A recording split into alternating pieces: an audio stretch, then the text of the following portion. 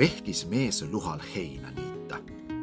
Väsis ära ja istus puhmavarju hinge tõmbama. Võttis märsi, köitis lahti ja asus sööma. Tuli näljane hunt metsast, vaatas, heinaline põõsa all ja laseb enesele miskit hea maitsta. Hunt mehele juurde. Mida sööd, inimese laps? Leiba, kostis heinaline. Maitseb hästi küll. Mida sinas mõtled? Anna mulle kah mekkida. Ole aga lahke. Murdis heinaline leiva küljest tüki ja andis hundile. Leib oli tollele õige mokka mööda. Eks ta siis tunnistanudki. Leiba aitaks õige iga päev süüa. Aga kust mul teda võtta? Anna nõu, inimese laps. Hüva, sõnas heinaline. Õpetan sulle, kust ja kuidas moodi leiba saab. Ja asuski hundile tarkust jagama. Kõige esmalt on tarvis maa üles künda. Ja siis ongi leib käes. Ei, vennas, siis tuleb põld üle äästada. Ja võibki hakata leiba sööma, liputas hunt saba. Kuula nüüd, pea veidi kinni. Enne tuleb rukis maha külida. Ja siis on leib käes, limpsas hunt keelt. Ei veel, siis ootad ära, mil rukis tärkab, mil ta külma talve üle elab, kevadel kasvama hakkab, tolmab, ivale läheb, küpseks saab. Õhkas hunt. Õite pikka peab ootama, kui alles siis saab kõhu leiba täis süüa. Kuhu sa tuiskad, katkestas heinaline. Vara veel. Esiotsa tuleb küpsrukis lõigata, siis vihku siduda, vihud hakki panna. Nendest käib tuul läbi ja päike kuivatab. Pärast vead rukki rehte ja siis saan leiba. Küll sina oled kannatamatu. Kõigepealt pead vihud ära peksma, siis terad kotti koguma, kotid veskile viima ja jahuks jahvatama. Siis on ometi kõik. Ei ole kõik. Jahu tuleb mõhes tainaks segada, siis pead ootama, kuni tainas kerkib. Pärast teed pätsid ja paned kuuma ahju. Ning küpsebki leib. Justament, küpseb küll. Ja siis saadki himu järgi leiba süüa, lõpetas heinaline oma õpetamised. Hunt jäi mõttesse, ratsis käpaga kõrvatagust ja lausus. Ei, see töö võtab ülearu palju aega ja on raske ka. Sa, kulla mees, anna mulle parem nõu, kuidas kergema vaevaga toidu kätte saaks. Olgu pealegi, sõnas heinaline. Kui sa just ei taha tööleiba süüa, õpetan, kuidas hõlbuleiba saada. Mine aasale, seal sööb hobune rohtu.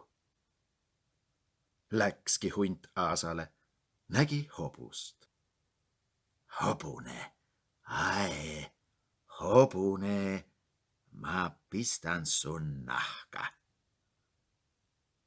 Noja, vastas hobune. Eks sa pista. Ainult hakatuseks tõmba mul rauad alt ära, et sa oma hambaid ära ei murraks. Eks ta õige ole, jäi hunt nõusse. Kummardus raudu ära tõmbama, aga kus hobune valas teisele kabjaga vastu hambaid, hunt käis upperkuuti ja katsus, et minemas sai. Jõudis jooksuga jõe äärde, vaatas, kalda veeres haned sööma peal. Ise mõtles. Miks ei võiks ma neid nahka panna? Mis seal ikka, ütlesid haned. Eks sa pane. Ainult, et osuta meile enne surma üks pisike teene. Milline nimelt, oli hunt uudishimulik. Laula meile, aga meie kuulame. Seda võib. Laulu peale olen ma meister küll. Hunt istus mättale, ajas pea selga ja pistis ulguma. Aga seda aegu tegid haned tiibadega lehva-lahva, võtsid hoogu ja lendasid minema. Hunt ronis mätta otsast alla, saatis hanesid silmadega ja astus, ilma et midagi saanud oleks, edasi. Läks ja kirus ennast kõige hirmsamates sõnadega. No kas ma ei ole siis viimane tola? Oli mul vaja hanedele laulda, jah? Aga nüüd tulgu vastu, kes tuleb, pistan pintslisse. Sai seda mõelda, kui vaatas, astub mööda teed vanaett. Hunt talle juurde. Ätt, ma söön su ära. Asja veel sellega kiirustada, vastas ätt. Nõusutame parem enne tubakat. Aga on see siis head maiku? Eks sa proovi, saad teada. Anna siia. Võttis ätt taskust tubakapusara, nuusutas ise ja andis hundilegi. Tõmbas hunt täiesti jõust hinge, nii et terve pusara nuuskas tubakast tühjaks. Ja kui siis pistis aevastama, et terve mets kajas. Pisarate pärast silmist pime muudkui aevastas. Turtsus terve tunni, kuni viimaks tubaka välja sai turtsutud. Vaatas siis ringi, aga ätist polnud enam jälgegi. Astus hunt edasi. Läks ja läks, siis aga nägi, et põllul terve kari lambaid söömas. Karjapoisil aga silm loojas. Luuras hunt karja seast kõige rammusama oina välja, krahmas kinni ja ütles.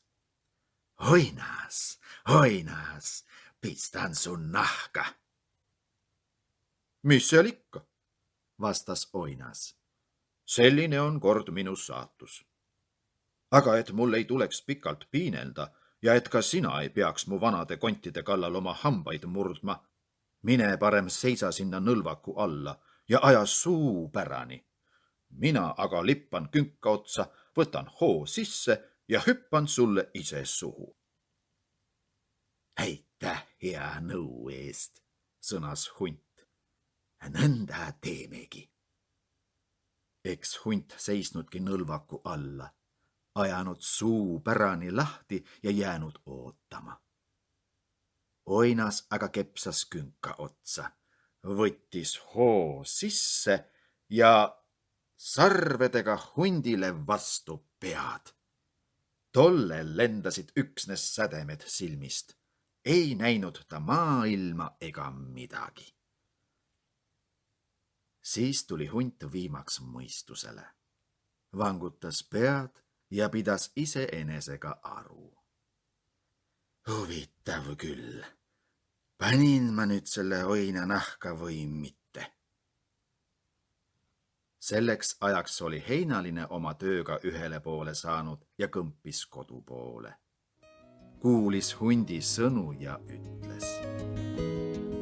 Nahka ei pannud sa ühtegi, aga hõlbuleiva maigu said sa suhu küll.